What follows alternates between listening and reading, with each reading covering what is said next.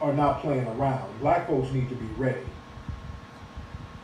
And a lot of the Sambos that were with these white supremacists, I know y'all saw videos of these white supremacists out here with these Negroes. A lot of these dudes were non-foundational Black Americans. They were not us. Another thing we saw sisters getting attacked by these white supremacists. Let me go to my Instagram.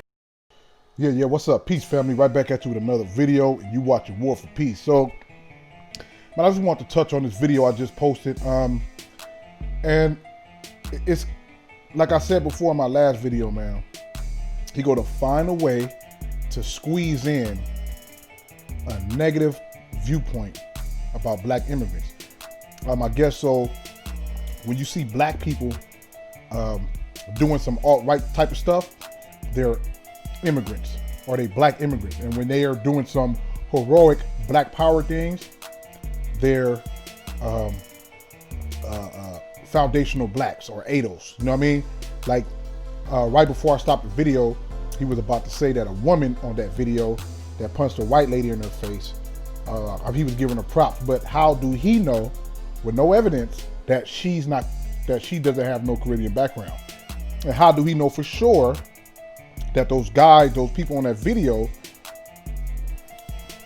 are not foundational Blacks? He's just making assumptions, right? And this is what he been doing for the last 2 years.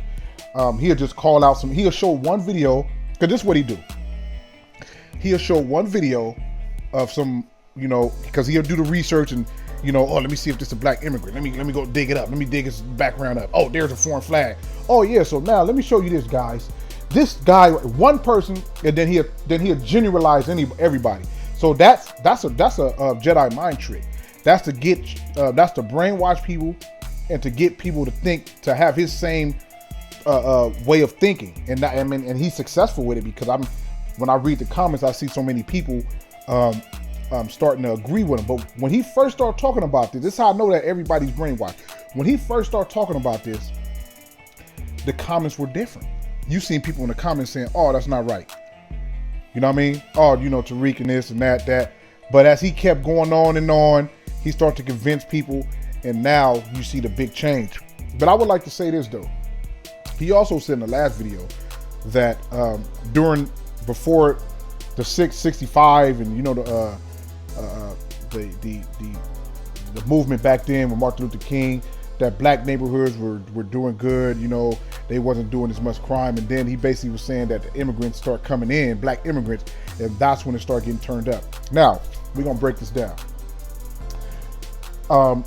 Before 65, actually, even in the mid 90s,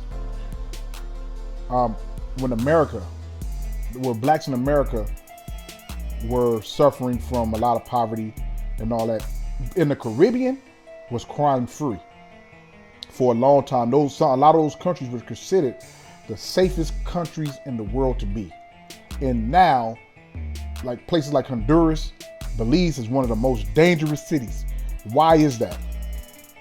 Because during the 70s, when a lot of Belizeans that was born, or people from the Virgin Islands was born in America, they got corrupted. They start to do what the Blacks in America was doing.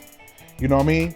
Gang banging, all this stuff. All this in America, we're starting to, when guys were getting deported back to those Caribbean countries, they were taking that same mentality back there, gang banging and all this stuff. Because before, it wasn't no gangs out there.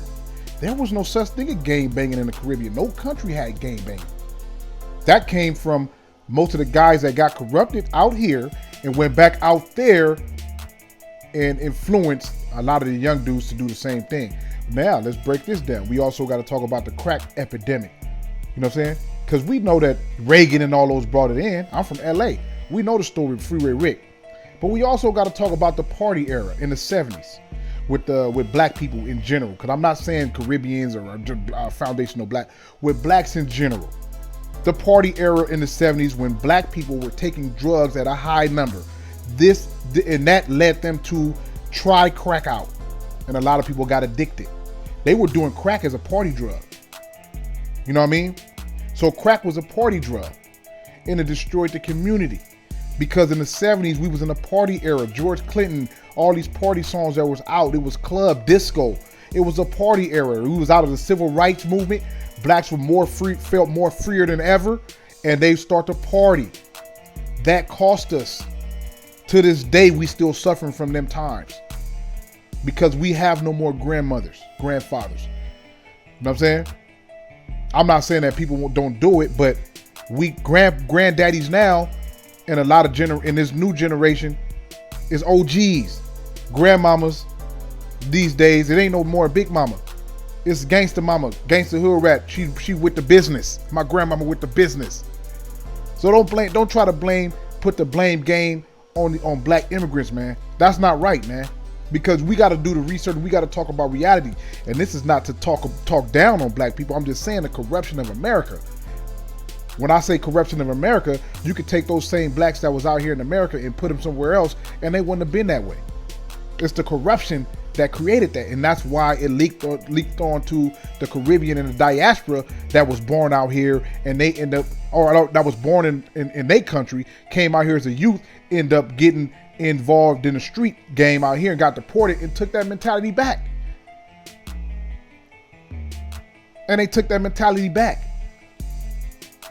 So we got to understand, even back in the early 70s, in the early 80s, late 70s, when a lot of Caribbeans and Africans started pouring in, they didn't want to be associated with blacks because they were scared. It was a lot of killing and drug dealing going on. Like I said in my last video, like Neely Fuller said, if he was somebody from somewhere else, he wouldn't have fucked with blacks, because blacks was doing so much bad shit to themselves. So why would you want to associate yourself with that? Especially if you're seeing the machine, the media machine, posting all this negative stuff about blacks, and you in a different country looking at this stuff. It's almost like saying, if you in America, we in America as black people, and we watching some crazy shit at different, every time we look up the news, they showing these people doing that, and then when we go out there, we gonna try to distance ourselves from them people. We're gonna like, hey, we gotta stay away from them motherfuckers. So it's like you're trying to blame the person that was purposely supposed to see that message. You try to blame them instead of the person that's putting out the message that created that whole scenario purposely. It don't make sense, man. The Matrix, homie. You can attack the computer, those computer robots or whatever you want to call them all day, but until you go to the source, that shit gonna continue, bro. It's gonna continue, man. So that's all I want to point out, man. We seeing too much of the blame game, and I keep seeing that. That's what basically it comes down to. I don't know what's going on with Tariq Nasheed. I don't know if somebody, I don't know, man, because he has hate. When he talked about, especially when he went in on the Caribbeans and Africans, man, he go on a rant, man. And these were some of his biggest followers, especially during Europe.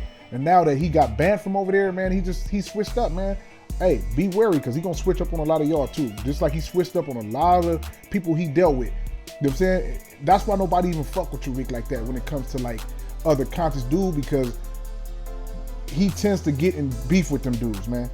Everybody that he come across, he has a problem with, especially if you're not dealing with him. You know what I'm saying? He feel that, hey, and that's the same, that's what happened with Tone and Yvette, even though I don't like them, what they're saying either. But I guess since they didn't show Tariq like, hey, this and that, I guess he felt some type of way, and he attacked them. He took their whole shit. You know what I mean?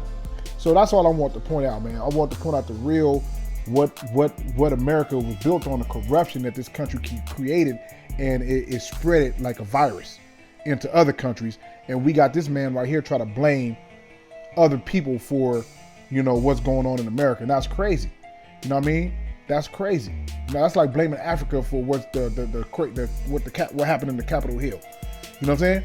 Oh yeah, Africa has a lot to do with it, because if you really think about it, the gold in Africa and the minerals right now is on hold. So then you try to blame them. You know what I'm saying? And we already know the real deal, man. So stop blaming people, man, and hold, and like you say, hold your own nuts, homie. Hold your own nuts. But what I mean by that, I'm not saying foundational blacks. I mean as a person. As a person, man.